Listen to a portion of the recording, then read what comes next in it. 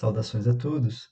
Este é o vídeo explicativo do artigo Paralelismo de inversores em microredes, desenvolvido pelo engenheiro Cleverson Toyoda, pelo mestre Edson de Assis Custódio e pelo mestre Fábio Pereira de Oliveira, que é este que vos fala. Este artigo foi desenvolvido durante a matéria Tópicos em Sistemas Voltaicos, do curso de pós-graduação da Faculdade de Engenharia Elétrica e de Computação da Unicamp, ministrada pelo professor Dr. Marcelo Gradella Villalva, no segundo semestre de 2021. Esta é a nossa agenda. Nós iniciaremos falando sobre o inversor propriamente dito, depois abordaremos a utilização de inversores em paralelo, falaremos sobre os conceitos de microrede e também sobre a classificação dos inversores em uma microrede. Também abordaremos as condições necessárias ao paralelismo de inversores e apresentaremos as principais técnicas de controle de paralelismo de inversores. Ao fim, exploremos as conclusões que chegamos. O inversor é um sistema que utiliza a eletrônica de potência para transformar a tensão contínua na sua entrada em tensão alternada na sua saída.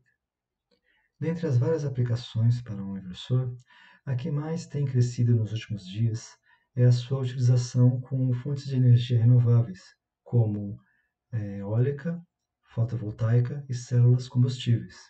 Isso porque tais fontes de energia produzem tensão em corrente contínua e precisam alimentar cargas em corrente alternada.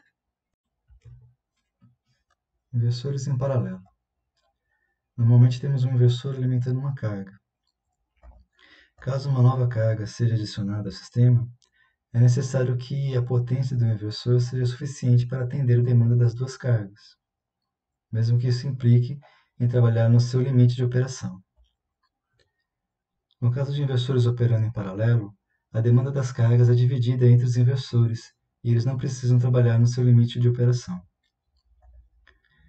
Caso a carga aumente mais ainda no sistema com inversor único, excedendo a sua potência, então é necessário que esse inversor seja substituído por um inversor com maior potência para atender a demanda das cargas. O mesmo fato ocorrendo num sistema com inversores em paralelo, a demanda das cargas pode ser suprida com a inclusão de mais uma unidade inversora de pequeno porte. Caso um inversor único falhe, todas as cargas ficam descobertas, até que esse inversor seja substituído. No caso de inversores em paralelo, se uma das unidades falha, apenas essa unidade precisa ser trocada, enquanto que as demais suprem a demanda da carga, até que ela seja substituída. Isso mostra, então, as vantagens do paralelismo de inversores sobre a utilização de um inversor único, que são a modularidade, a redundância e a confiabilidade. Aqui temos uma estrutura típica de uma microrede, que nada mais é do que uma rede em escala reduzida, que integra fontes de energia renovável como turbinas eólicas, painéis solares, além de unidades de armazenamento de energia e cargas lineares, não lineares, todas distribuídas ao longo dessa microrede. A microrede ela pode atuar conectada à rede elétrica da concessionária. Esse modo é chamado de modo grid-on ou grid-tie, mas ela também pode operar de modo desconectado da rede elétrica, também chamado modo ilhado ou modo grid-off.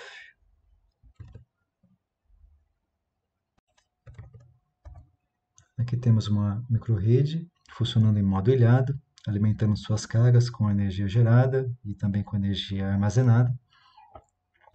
Se pensarmos que essa microrede foi conectada à rede elétrica e que ela está gerando mais energia do que a demanda das cargas, o excedente pode ser injetado na rede elétrica, o que pode render créditos de energia para essa microrede. Também, caso a produção de energia caia na microrede, a energia faltante pode ser suprida pela rede elétrica, mantendo as cargas em funcionamento. Numa eventual falha da rede elétrica, a microrede poderia se desconectar da rede elétrica e manter as cargas funcionando com a sua energia gerada ou armazenada, só retornando para a rede elétrica quando sua normalidade fosse restabelecida.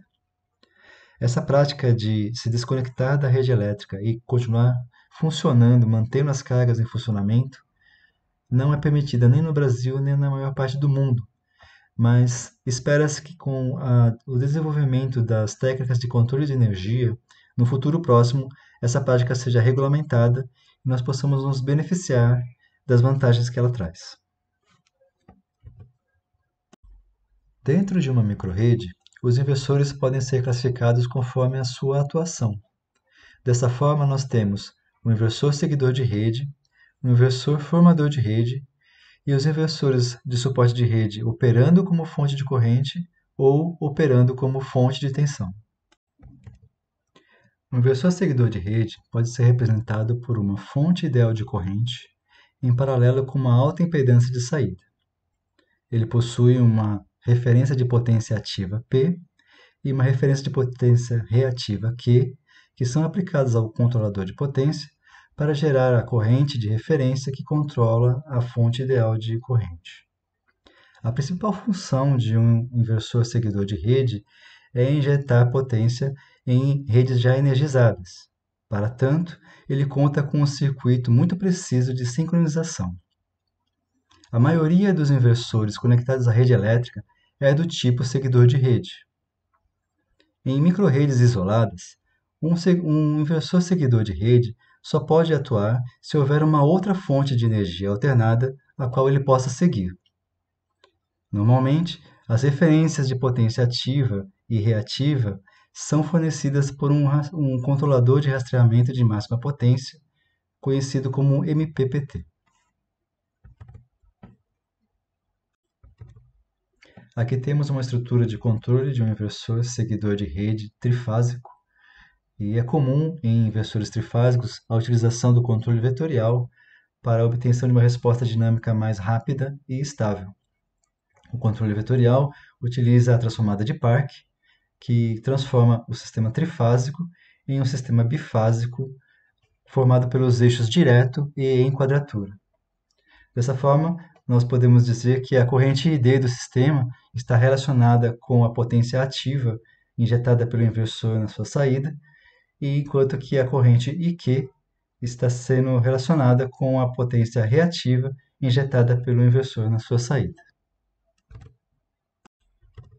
Podemos ver nessa estrutura que as tensões de saída são amostradas e aplicadas à transformada de Park, que transforma essas tensões trifásicas em dois sinais em quadratura, VD e VQ, que juntamente com as referências de potência ativa P e potência reativa Q, geram as correntes de referência ID e IQ. Outra transformada de Park pega as correntes de saída trifásicas e as transforma em duas correntes em quadratura, ID e IQ. Cada corrente é comparada com sua corrente de referência e aplicada ao respectivo controlador. Na saída desses controladores, é aplicada a uma transformada inversa de Park para obtenção novamente de um sistema trifásico, que é utilizado para a formação dos ciclos de comutação PWM aplicado às chaves do inversor.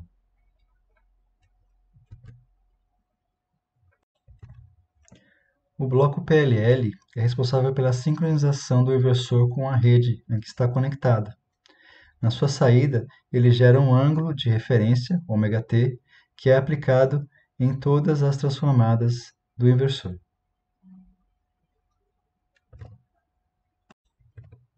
O inversor formador de rede pode ser representado por uma fonte de tensão alternada ideal em série com uma baixa impedância de saída. Diferente do inversor seguidor de rede, o inversor formador de rede possui suas próprias referências de frequência e amplitude, que são aplicadas a um conversor de tensão para obtenção do sinal de referência V, que controla a fonte ideal de tensão alternada. O inversor formador de rede também possui um circuito de sincronização que permite que ele seja conectado em paralelo com a rede, mas a sua principal aplicação é em microrredes isoladas, onde ele serve de referência para inversores seguidores de rede. Devido à sua importância na microrrede, o inversor formador de rede geralmente ele não é alimentado por fontes de tensão intermitente, mas sim por fontes estáveis como unidade de armazenamento de energia e células combustíveis. Aqui temos uma estrutura de um controle de um inversor trifásico formador de rede, que é muito semelhante àquela que estudamos do inversor seguidor de rede.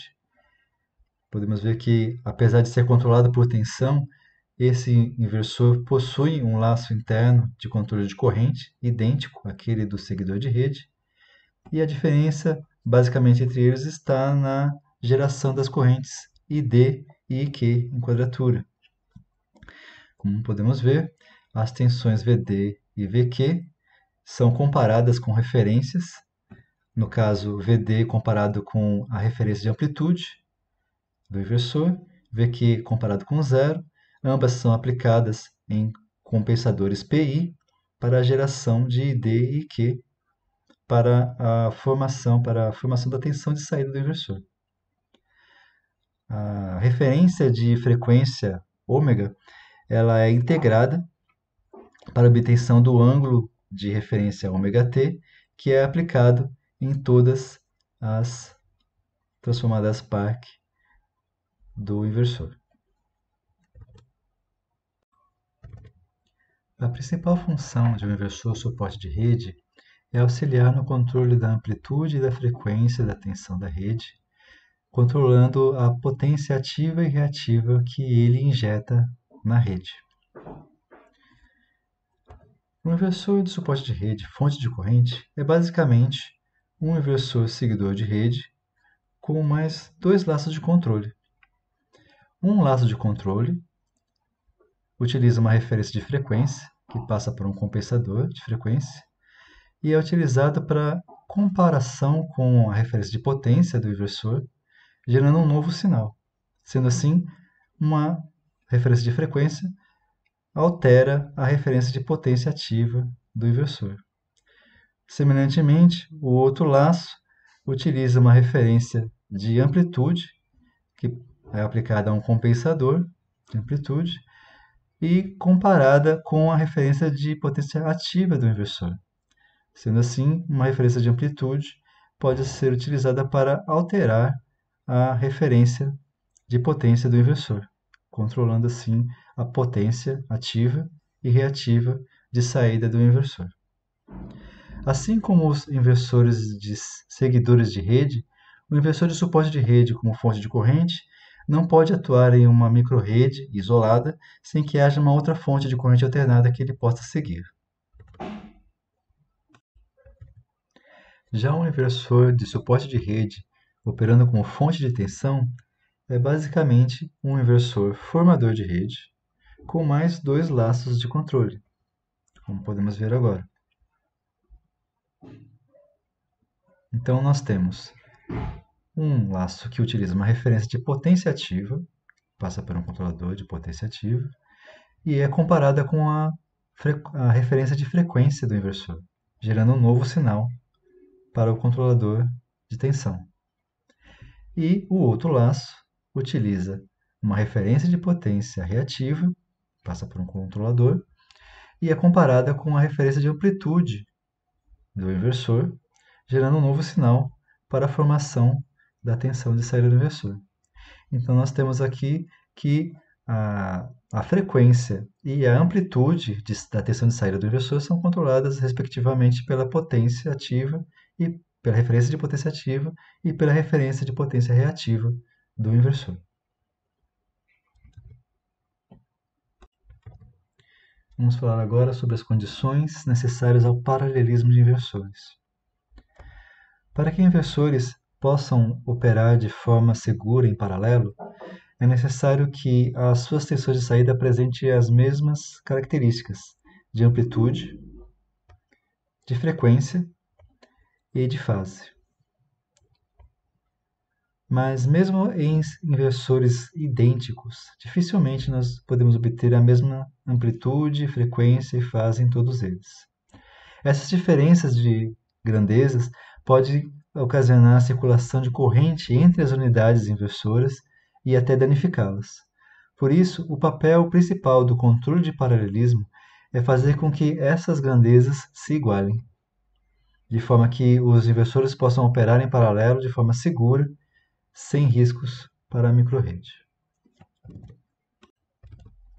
As técnicas de controle de paralelismo de inversores são divididas entre aquelas que utilizam barramento de comunicação entre as unidades e aquelas que não utilizam esse barramento de comunicação. Dentre aquelas que utilizam barramento de comunicação, as principais são o controle centralizado, o controle mestre-escravo e o controle distribuído. E para aquelas que não utilizam barramento de comunicação, a maioria baseia-se no decaimento, também conhecido como DRUP. Para a utilização nas microrredes, controles centralizados e distribuídos não são aplicáveis porque eles compartilham informações de tensão e corrente instantâneas, valores instantâneos e não valores médios, que podem ser, então, corrompidos pelo ruído devido às distâncias entre as unidades inversoras. Também não é indicado o controle centralizado e distribuído porque eles consideram as cargas como centralizadas e não distribuídas ao longo da microrrede. No controle mestre-escravo, nós temos um inversor mestre e vários inversores escravos operando em paralelo. No caso aqui, uma microrrede ilhada, nesse caso, o inversor mestre atua como um inversor formador de rede, enquanto os inversores escravos atuam como inversores seguidores de rede. Além do barramento de alimentação, nós temos também o barramento de comunicação entre as unidades, onde o inversor mestre envia referências de potência ativa e reativa aos inversores escravos para controlar a injeção de potência nesses inversores.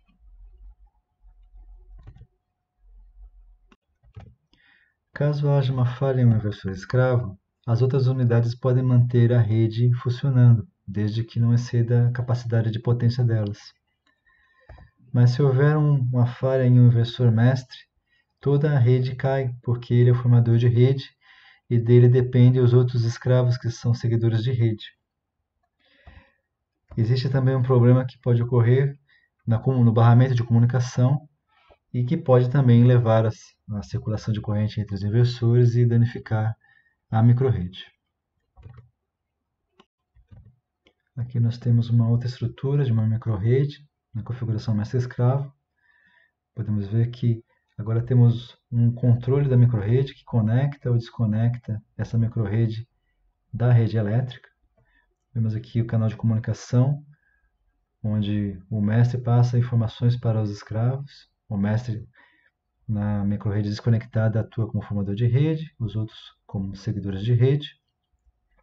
Interessante que também as cargas foram agrupadas por controladores de carga e medidores de carga, que passam informações ao controle da microrrede sobre a demanda de energia no sistema e ajudam o inversor mestre a distribuir as cargas entre os escravos para um compartilhamento melhor da carga no sistema. É importante notar que quando a microrrede está conectada à rede elétrica, todos os inversores, inclusive o inversor mestre, passam a operar como seguidores de rede. Assim, eles podem permanecer conectados à rede elétrica e seguir a rede elétrica, injetando potência nela, caso necessário.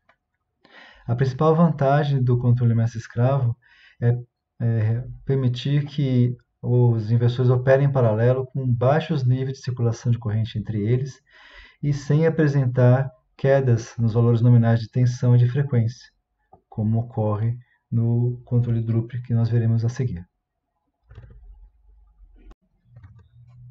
O controle por decaimento busca reproduzir nos inversores o comportamento de máquinas síncronas que variam a frequência de tensão conforme sua potência ativa e variam a amplitude da tensão conforme sua potência reativa.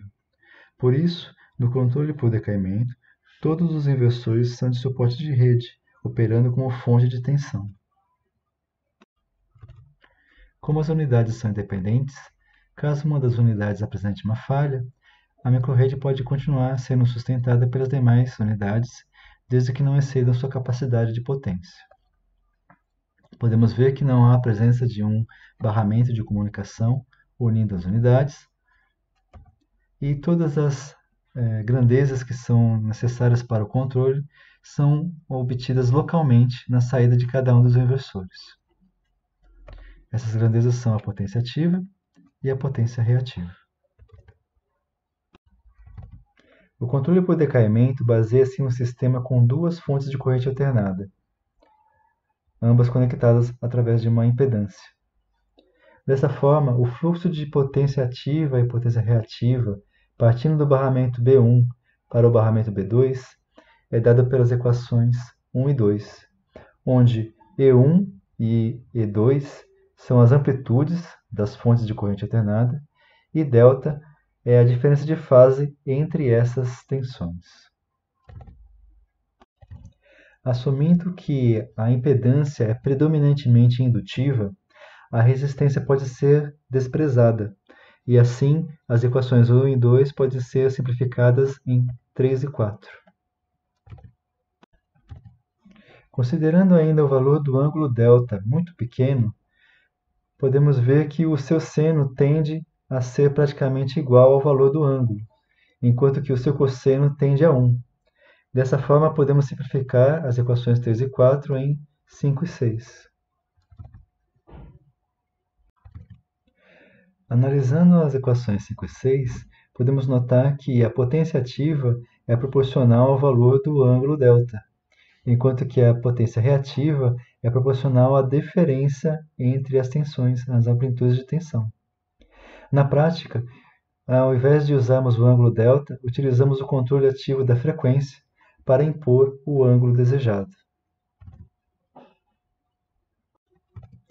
Através das equações 5 e 6, nós podemos chegar às equações 7 e 8, que são a base do controle por decaimento, onde a referência de frequência do inversor é diminuída em função da potência ativa multiplicada por um coeficiente de decaimento, e a referência de amplitude do inversor é diminuída em função da potência reativa multiplicada por um coeficiente de decaimento, surgindo então novas referências de frequência e amplitude para a geração da tensão de saída do inversor. Utilizando as equações 7 e 8, nós podemos traçar as curvas de decaimento de frequência em função da potência ativa e de amplitude em função da potência reativa do inversor. Podemos ver que quando o inversor não fornece potência ativa, o valor da sua frequência está praticamente igual ao da referência de frequência. Mas à medida que o inversor começa a fornecer potência ativa, a sua frequência começa a diminuir até um valor máximo. O mesmo ocorre com a amplitude do inversor em função da potência reativa. Quando não há potência reativa, o valor de amplitude está perto do valor de referência, e à medida que há um fornecimento de potência reativa, o valor da amplitude cai. A inclinação dessas retas é justamente determinada pelo valor dos coeficientes de decaimento, m e n. Com todos os inversores corrigindo suas saídas, de acordo com as equações de decaimento 7 e 8, os níveis de frequência e amplitude alcançam um estágio de equilíbrio em regime permanente e a carga da microrrede é distribuída de forma igualitária entre todos os inversores. Mas para isso, é preciso que todos os inversores tenham seus coeficientes de decaimento ajustados proporcionalmente conforme suas potências aparentes máximas, utilizando a equação 9 e 10, onde S é a potência aparente de cada um dos inversores. Aqui temos a estrutura de um inversor formador de rede, que já estudamos, e ao acrescentarmos os laços de controle por decaimento, nós o transformamos em um inversor de suporte de rede, operando como fonte de tensão. Podemos ver que foi acrescentada uma transformada de Park para o cálculo de ID e IQ, que juntamente com VD e VQ são utilizadas para o cálculo das potências ativa e reativa de saída do inversor. Essas potências são multiplicadas pelos respectivos coeficientes de decaimento, passam por filtros passo abaixo e são comparadas com as referências de amplitude e de frequência do inversor para o controle da sua tensão de saída, conforme as equações 7 e 8 de decaimento. O controle mestre-escravo sem comunicação surgiu recentemente como um modo de contornar a dependência de um barramento de comunicação que existe no controle mestre-escravo clássico. Para tanto, ele utilizou princípios de controle por decaimento nos inversores mestre e escravos.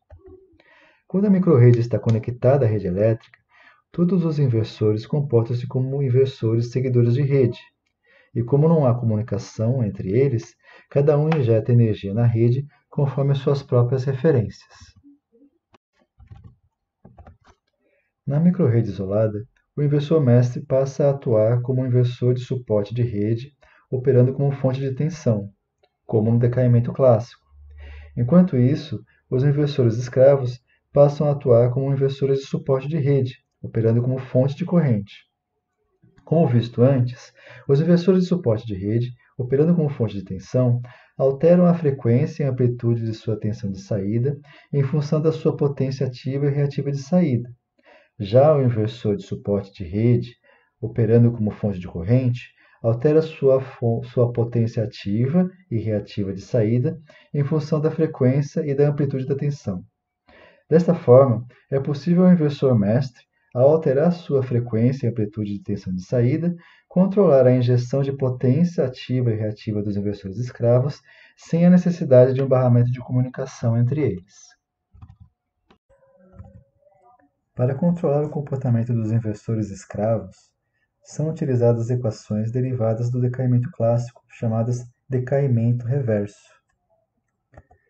Utilizando as equações de decaimento clássico 7 e 8, e isolando a potência ativa e a potência reativa, nós encontramos as equações do decaimento reverso 11 e 12, onde a referência de potência ativa é alterada em função da frequência medida da rede e a referência de potência reativa é alterada em função da amplitude da tensão da rede medida. Assim como fizemos com as equações de decaimento clássico, podemos utilizar as equações de decaimento reverso para traçar curvas de decaimento reverso. Dessa vez, da potência ativa em relação à frequência da rede e da potência reativa em função da amplitude da rede. Podemos ver que conforme a frequência diminui, a frequência da rede diminui, há um aumento na injeção de potência ativa por parte das unidades escravas.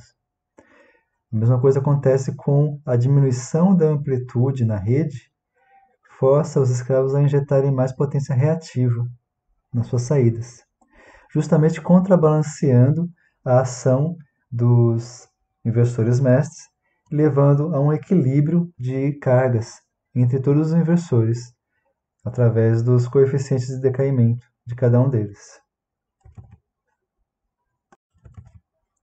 Aqui temos a estrutura de um inversor seguidor de corrente, que já estudamos, e ao acrescentarmos os laços de controle por decaimento reverso, esse inversor torna-se um inversor de suporte de rede, operando como fonte de corrente.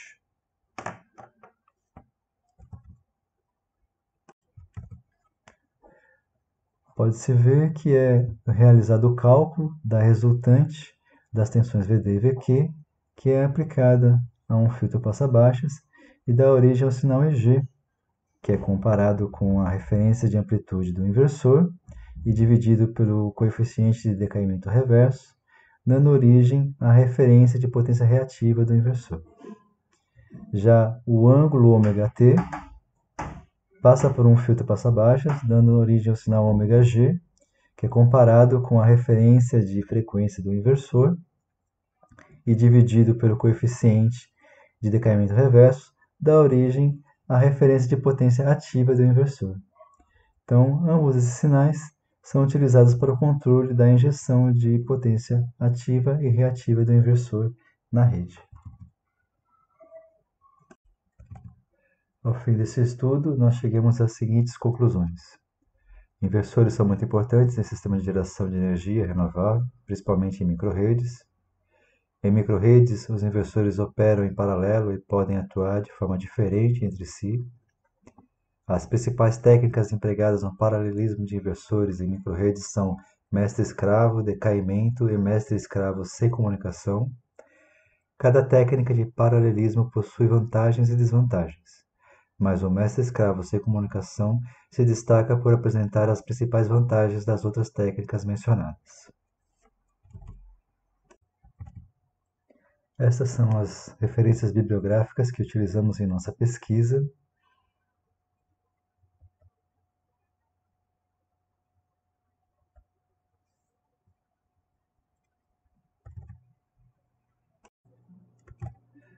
Agradecemos a todos pela atenção, à Faculdade de Engenharia Elétrica e de Computação da Unicamp pela oportunidade de aprendizado, ao professor Dr. Marcelo Gradeira Villalva e a todos os demais professores que colaboraram com o desenvolvimento dessa matéria. Muito obrigado.